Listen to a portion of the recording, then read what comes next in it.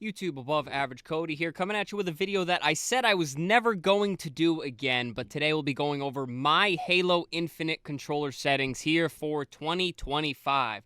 We're going to cover it all because I cannot go more than 1 week without multiple people asking in chat what my settings are. So this will be a cover all video to show you guys my controller settings, and I'll give you, frankly, every setting I have here on Halo Infinite. Now, without further ado, guys, hit that subscribe button and let's dive right in to the important stuff here, starting with the controller that I run. I keep getting asked, but yes, I am still on this Scuff Instinct Pro. Although the paddles are still not my favorite thing ever, the aim sticks really make up for it. I absolutely love the sticks on the Scuff. I do still run the same Galaxy Control Freaks, which I just found out around Black Friday that you can get these in clear, so they don't have to just be the purple. So I bought 2 sets. I got a nice clear set on this Damascus-looking camo thing, and I do have a backup purple set for the controller. But yeah, guys, pretty normal. I've gone over this in the past. I just run ABXY on my paddles so that I'm not taking my finger off the aim stick to jump up here to ABXY. And outside of that, I run pretty basic like Call of Duty controller setup here, where it's like I run the right stick melee, you know, the triggers are shoot and ADS, the bumpers do my equipment and also my grenade throwing. And yeah, guys, it's pretty straightforward on the controller front, but this is the controller that I am running. Control Freaks, goated. I absolutely love them. I'm not sponsored, but I should be with how much I rave about the Control Freaks. Now, the important stuff that you guys came for here, and that is the controller setting values. Now, I'm not going to go too in depth because I've done 100 of these videos, guys. I mainly just want to show you the values and the things that I've changed. But one thing I will hype up about my controller settings, guys, is they do not feel like you are aiming underwater. At least for the way I run my controller and what feels comfortable for me, these settings feel buttery, smooth, but it is worth mentioning I do run a raised right stick, as you guys saw with the Galaxy Control Freak, so just keep that in mind. It seems like when I just give these to somebody, it's a little bit too twitchy for them, and it might just be because you get a little bit better control with the raised right stick if you buy into all of that hype. So guys, look acceleration 5, and then my horizontal's 5.5, and my vertical is 6.5. I believe this is slightly higher than my past settings video that I did, or at least the last one, I should say,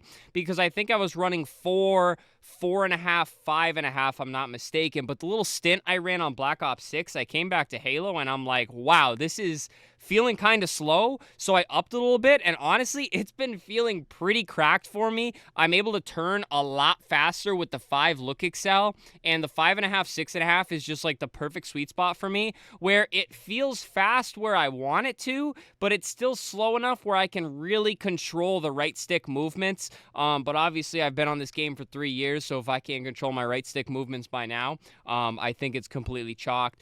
Zoom levels, I leave them all default. I go fully off muscle memory. Dead zones for the triggers, I leave default. You should not be messing with these unless you're having issue with keeping something full auto or perhaps charging the plasma pistol and it's kind of like a touchy connection there. But you should be good just leaving these default. Now, the holy dead zones, guys. Now, I can't explain all these values to you. Some of them have been given to me by other Halo players. I have tweaked my center dead zone quite a bit on the look thumbstick, but this can vary a lot depending on what condition your controller is in, how good your controller is, and pretty much everything of the sort. The main thing I want to talk about here is the max input threshold. Just put it on 15, y'all, especially with the drop in the strafing acceleration or the time it takes to hit the max acceleration with the strafe that they just made the change with the last update here.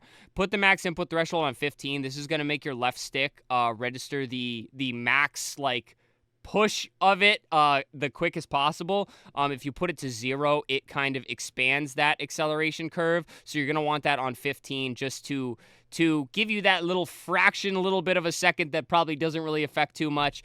Center dead zone 5.5. I just have that because that's what just gives me no drift and it feels comfortable. Axial dead zone 3. Can't tell you why. I'm not the best at explaining that one, but it's felt good and I've never had to change it.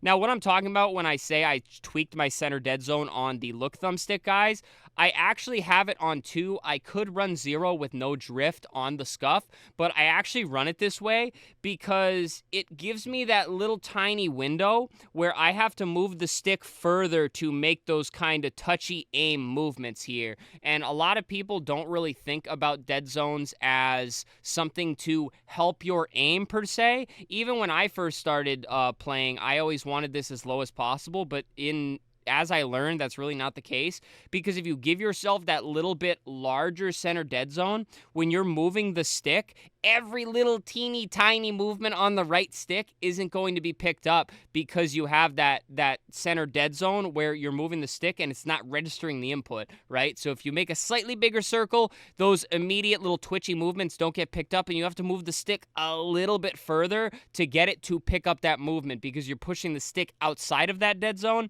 And just at least how my experience on Halo Infinite has gone, this has helped me immensely with the right stick movement. So definitely, guys, if you're having trouble with those fine little movements like snapping up to hit that final headshot, don't be afraid to try to move your center dead zone a little bit. I really wouldn't go too high with the value, though. Don't use this as like a cure-all for those tiny movements. Definitely tweak it with your sensitivity, either up or down. But because if you go too high, guys, it's not going to be registering movement, and it's going to feel like your controller has like a wicked input delay and is just broken. So don't do that. And max input axial, I run 6.6. These are some of those values that I've gotten from people in the past, and just it feels buttery smooth. I love it. I refuse to change these values no matter what people in the comments say. So those are all my dead zones, guys, and they feel good. Again, these are all my button presses. Nothing too special. The only thing is, I believe I have ping to top of the D-pad, which I don't even know if that is default. And then I just use my switch grenades on my left D-pad, and that's literally all I use on the D-pad. I don't even touch the other buttons. And then some of the good stuff here, aim magnetism. Make sure you have that on, or you are insane.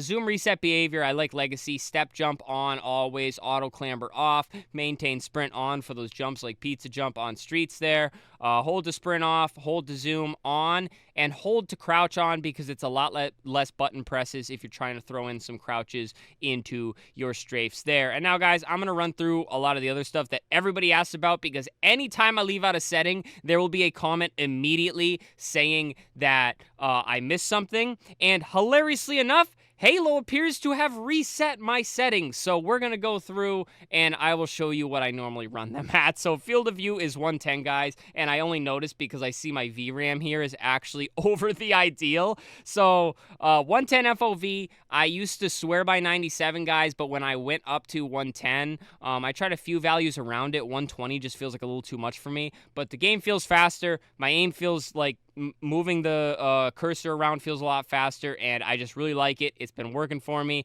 I win a lot of close range gunfights nowadays, so I'm on 110 until further notice here. My res scale, I run all the way down at 72 because this has a pretty good effect on that VRAM usage down there. I have normally capped my frames at 140 in the past. The main reason being, although I can hit those 170 to 200 frames depending on if I'm on stream or off stream, I've had a lot more success just capping it at a flat rate that I can hit consistently no matter the map, because it just makes the game feel a lot smoother rather than feeling those frame rate fluctuations. That's a mouthful. And so that's why I capped them at 140. People always ask me, but I'm actually going to be working on a new PC build. As you can see here, I only got 3070. Feel free to donate because, man, oh man, graphics cards and things like that cost a bit of money. But please don't feel like you have to, but it does help if y'all want to support in that way. Now, guys, I'm not going to lie to you. I am a bit of an easy guy to please with the graphics settings here. I'm going to go to the preset. I'm going to hit low. And I am going to leave everything on low. This game looks fantastic on low graphics settings. I can't say that for many games here in 2025, but it's always applied to Halo Infinite, and I have no issue running all low graphics settings because it gives me a lot more FPS if I want to uncap them, and it lets me hit that 140 frames consistently. And obviously, I'm going to restart my game before I stream tonight here. But yeah, and then you can also turn flocking quality off because that's birds, herds, and critters. And we don't need no birds, herds, or critters around here, y'all. And then blur, 0. All these are 0, guys. All these are 0. Speed line's off, and sharpening, I just leave it default on 60 because I've just never changed it. I haven't felt the need to change it. But this is just extra stuff that your screen is just going to... Basically, your system's going to have to render for you. And then more importantly, honestly, I watch people with like the speed lines and stuff like that on, and it distracts the heck out of me. So I prefer to just have everything completely off here. Audio, dynamic mode. Sometimes I hear footsteps. Most of the time I don't. It is what it is. I don't leave game chat on because I'm a streamer who likes to yap to their chat nonstop, so it is what it is. Gameplay here, guys. I always leave expanded to find games faster. My HUD settings are pretty fire. People used to ask me a lot how I got my HUD and my reticle so clear. So just copy these down. You won't be upset. I run yellow enemy, blue friendlies, and then fire team I run green. It's just what I run. And then the most important thing that people ask for that I forget is the holy weapon offsets. -100, -100, 100. I feel like this keeps it the most out of my way and off the screen so that I can see more.